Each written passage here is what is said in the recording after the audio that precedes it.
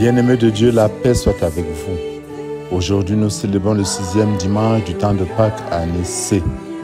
La parole de Dieu nous invite à méditer sur l'unité de l'Église, fondée sur la foi et non sur les pratiques extérieures, ainsi que sur la présence vivante de Dieu au milieu de son peuple et la promesse de l'Esprit Saint, notre défenseur et guide.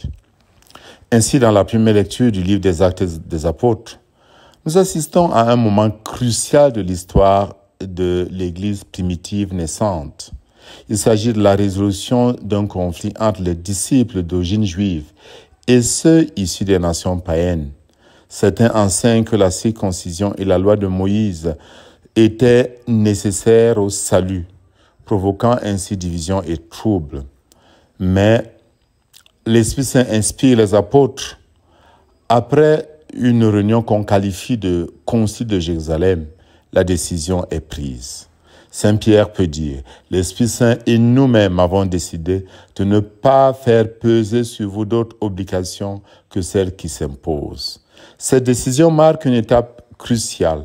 Le salut est offert à tous, sans condition de rite, mais dans le respect de certaines règles qui favorisent la vie commune.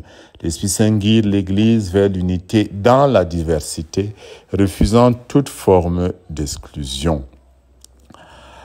Dans la deuxième lecture, par contre, Jean nous offre une vision splendide de la Jérusalem céleste, la ville sainte qui descend du ciel, illuminée par la gloire de Dieu. Il dit, « Je n'ai pas vu de sanctuaire dans la ville, car son sanctuaire, c'est le Seigneur Dieu, souverain de l'univers et l'agneau. La ville avait en elle la gloire de Dieu. Elle brillait comme une pierre précieuse. Elle représente ainsi la présence vivante et vivifiante de Dieu qui illumine l'univers, mais surtout chaque être humain qui s'ouvre à sa grâce, sans besoin ni de soleil ni de lune. L'agneau, c'est-à-dire Jésus-Christ, est le luminaire, source de lumière et de vie, montrant que la vraie lumière vient de la relation avec Dieu, et cette lumière part de l'intérieur. Jean remarque qu'il n'y a pas de sanctuaire dans la ville, car son sanctuaire, c'est le Seigneur souverain.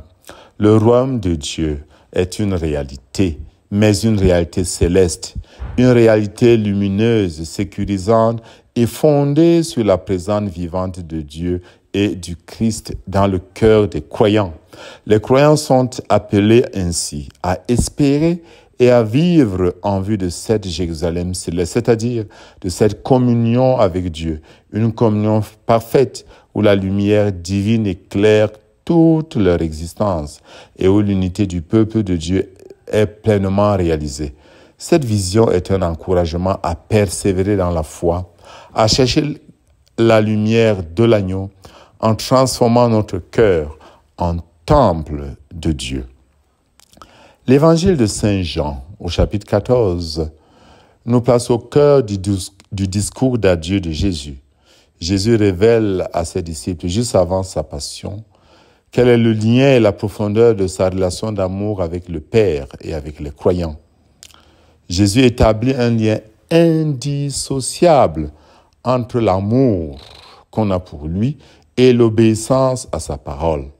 Ainsi, on comprend clairement, aimer Dieu, ce n'est pas un simple sentiment, mais un engagement concret qui se traduit par l'accueil de sa parole, par la vie selon cette parole. Il dit, si quelqu'un m'aime, il gardera ma parole.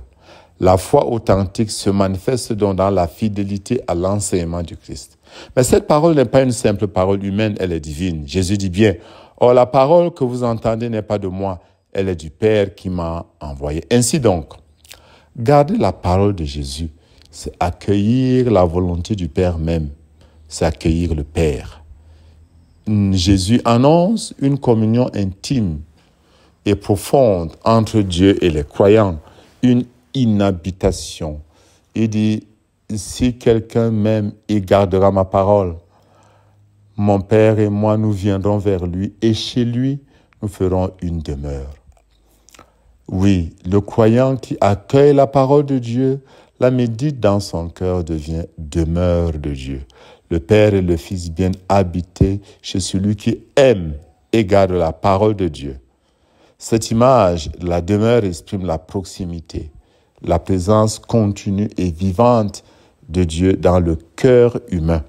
Nous sommes invités ainsi à ouvrir notre vie à cette habitation divine, à faire de notre cœur un temple, un sanctuaire où l'amour trinitaire peut résider et agir, où l'amour de Dieu peut être déversé. Et nous connaissons bien que c'est l'Esprit Saint qui déverse cet amour dans notre cœur. Nous connaissons bien que c'est le Paraclet, le Maître intérieur, qui prend le relais de la présence visible du Christ.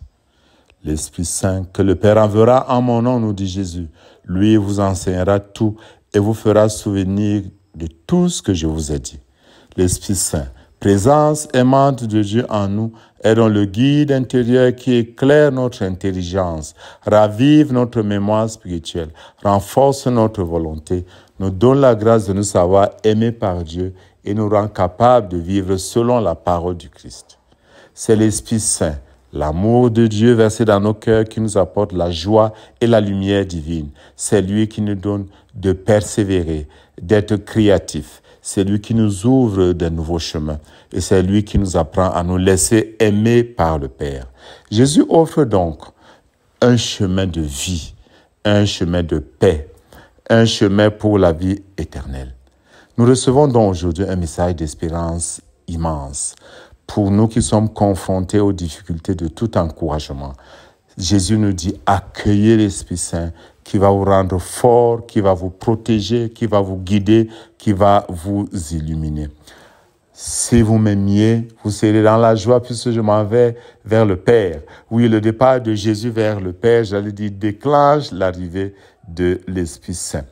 Bien-aimés de Dieu, frères et sœurs en Jésus, la parole de ce dimanche nous invite à accueillir l'Esprit qui nous unit au Père, qui nous unit au Fils et nous unit entre nous, éclaire nos chemins et nous donne la paix. Nous sommes invités à vivre dans l'amour, fidèle à la parole de Jésus, source de communion et de mission. Rappelons-nous ce que disait Saint Jérôme. L'ignorance de l'Écriture, c'est l'ignorance du Christ. Comme l'Église primitive, accueillons la parole de Dieu, vivons de cette parole. Et alors la Jérusalem céleste sera notre cœur. Notre cœur deviendra temple, sanctuaire de Dieu, où l'Esprit Saint réside. Que l'Esprit promis par Jésus nous fortifie pour témoigner avec joie et courage de sa présence vivante en nous. Que Dieu Tout-Puissant vous bénisse, le Père, le Fils et le Saint-Esprit. Amen.